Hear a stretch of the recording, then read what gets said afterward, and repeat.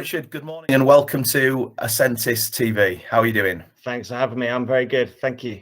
Great to have you on the show. So, IWOCA, tell us about the company itself. When did it start? Who started it? All the background. Yeah, sure. So we actually had our 10th IWOCA anniversary last week, and you might have noticed a little spin on the IWOCA anniversary there. And it was founded by a couple of guys, Christoph and James. They were working for, they're the VPs at Goldman Sachs and Deutsche Bank, and they work in finance. And they noticed that small businesses were getting really left behind by the big banks.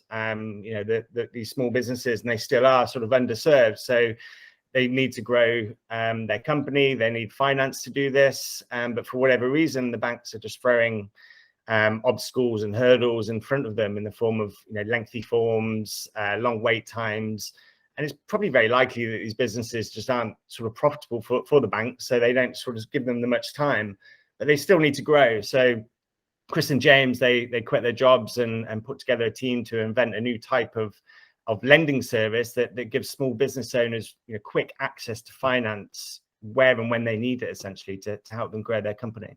And what was the original product lineup?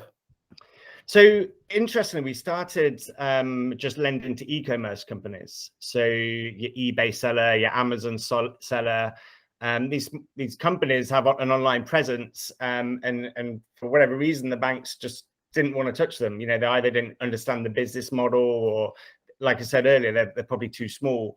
So we built this technology that helps us understand the business in very fine detail. So we could plug into their eBay account or their Amazon account, look at their trading data, their customer feedback scores, and just helped us build a picture of these companies. So we sort of, the products evolved over time, but we currently lend up to £200,000 over 12 months.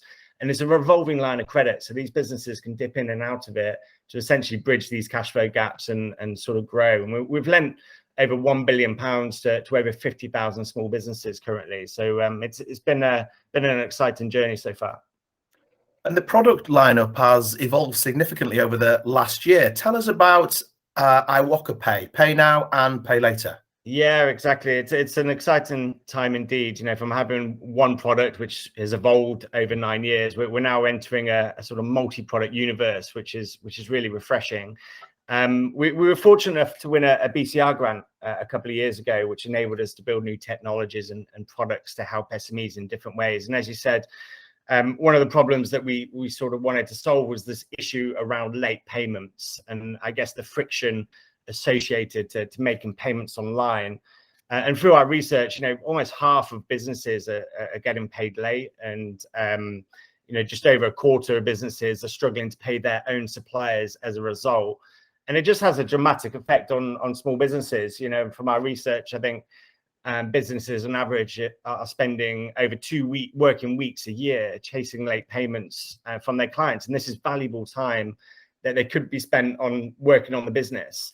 And when I think about, the reasons to these problems, I kind of split it into two aspects. So you've firstly got, this dated method of receiving an invoice or a bill.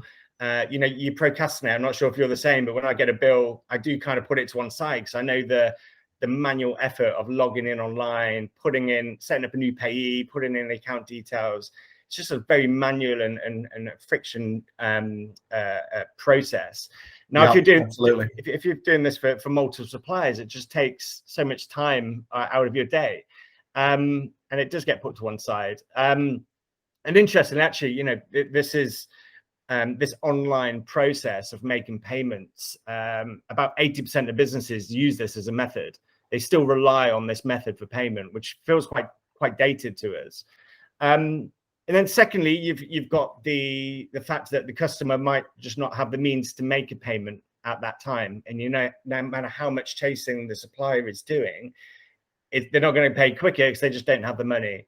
So we created IWOCA Pay, which gives the buyer, the seller, a chance to sort of create online checkouts in their invoices. So when their buyers sort of interact with it, they can either do two things: they can pay now or they can pay later. So Pay Now is built on open banking. When a a customer sort of clicks on the link, it spits them straight into their online banking with all your credentials already filled in. So they review it, click next, and the supplier gets paid straight away, and you just removed all the friction. But with Pay Later, what they're able to do is split the invoice cost over 90 days. But this is the cool thing. So irrelevant if they pay now or pay later, the supplier is getting paid straight away, because IWOCA is going to give them the money. And by doing so, we're going to just take on the risk with their client paying us. So yeah, we created IWOCA Pay. We're just trying to keep money moving quicker and just sort of removing some of these barriers to making payments online. So thinking of Pay Now, I've got, say I've issued some invoices to my customers, and I want to make it easier to pay me, or should I say get paid quicker. Yeah. Why would I choose IWOCA Pay Now over some of the more established payment methods like Stripe? Yeah, no, it's a good question. When I think about that question, it's sort of the answer revolves around open banking. There's two ways I look at it, and you've got it from the seller side and you've got it from the buyer side. And from the seller's point of view, with something like Stripe, for example, there could be a drawback. It could result in fees. There could be chargeback fees. Plus, it's a little bit outdated, right? Old school. You're asking the customer to make a manual payment, with a card. And then you've got the buyer side. They've got this open banking experience that makes it an easier process than asking customers to plug in card details. Essentially, it is safer, it's cheaper, and we think it's better than cards, essentially. Just on that safety aspect, we're all very used to putting our credit card details into invoices to pay and buying things online, but putting your own bank details in, your sort code and account number, is a new prospect, and that might make some people nervous. What are the security measures that you've put in place? Yeah, good question. So, well, first of all, a bit of reassurance. We never get access to these sort of, the bank account that you're sort of providing with the account details. Essentially, we're using the same biometric and authenticator that you typically use on your day, every day these days, for phone security. Ultimately, the buyer is only seeing pages that they would typically see when logging into their online banking. We never get to see those credentials, but we're just sort of facilitating an easier process. So, we're doing it day in, day out. With Apple Pay, for example, you're not putting your details in a search, but it's kind of spitting you into this page where you can just seamlessly sort of go through the journey.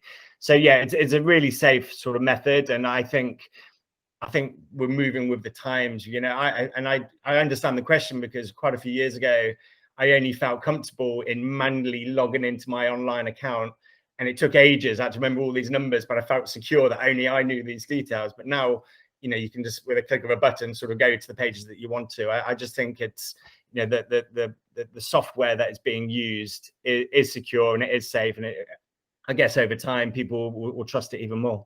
Yeah, I mean, I can vouch for it because we use it in a census with no problems whatsoever. It's perfectly safe. Yeah. The standout thing for me, Richard, is that earlier when I asked you about Stripe, you said that there are no fees on Pay Now, IWOCA Pay Now. Of course, we all know that when people pay you by Stripe or the other payment methods, then you hit with some costs. How a cynic might say, well, there's no such thing as a free lunch. So how does IWOCA economize that service? Yeah, it's a good question. How we see it is that payments should be free, right? We're just moving around data. If we use the example of sort of logging into your online banking and making a transfer to someone, you shouldn't be charged for that. It is free, right? But because we've found a quicker way of doing it, we don't feel that we should charge for it. It's like, sending it, well, it's probably not like it, but, sending an email, for example, so you just transfer data from one person to the next. And we're just doing that with IWOCA Pay. We're just facilitating it. Where we add the real value is, I guess, taking on the risk on the pay later side. We've built this technology over the years that really helps us understand businesses and real fine detail, which enables us to open up that function of pay later. you know, by simply a buyer sort of putting in their company details, their name, we can pull data from all these different sources. And the clever thing actually our technology is doing is looking at that business and going, well, historically, businesses that have come to us in the past of this type are quite low risk. Therefore, we can give you a decision straight away. So yeah, it just means we're saving so much time for these business owners and the effort associated to traditionally sort of putting in these lengthy forms. Yeah, we're just using our technology to save a lot of businesses a lot of time in the process. Richard, thanks for joining this morning. Hope you'll come back and give us an update on new products in the future. Absolutely. Thank you for having me, John. Really appreciate it. Take care. Bye for now. Bye-bye.